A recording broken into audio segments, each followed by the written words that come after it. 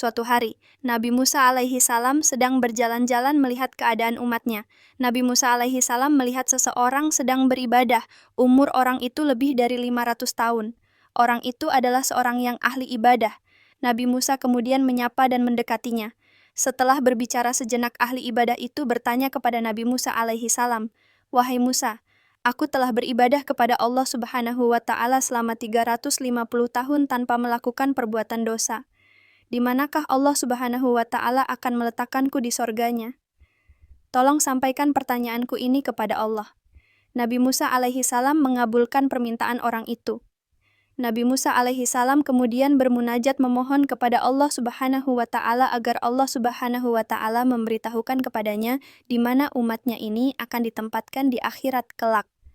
Allah Subhanahu wa Ta'ala berfirman, "Wahai Musa, sampaikanlah kepadanya bahwa aku akan meletakkannya di dasar nerakaku yang paling dalam." Nabi Musa alaihi salam kemudian mengabarkan kepada orang tersebut apa yang telah difirmankan Allah Subhanahu wa Ta'ala kepadanya. Ahli ibadah itu terkejut. Dengan perasaan sedih, ia beranjak dari hadapan Nabi Musa alaihi salam.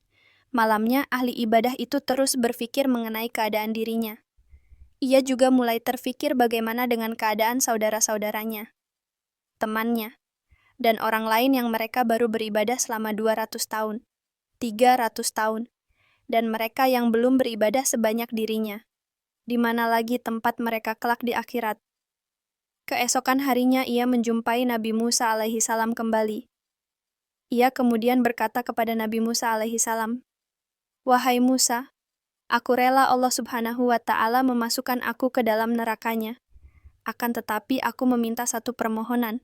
Aku mohon agar setelah tubuhku ini dimasukkan ke dalam neraka, maka jadikanlah tubuhku ini sebesar-besarnya, sehingga seluruh pintu neraka tertutup oleh tubuhku. Jadi tidak akan ada seorang pun akan masuk ke dalamnya." Nabi Musa alaihi salam menyampaikan permohonan orang itu kepada Allah Subhanahu wa Ta'ala.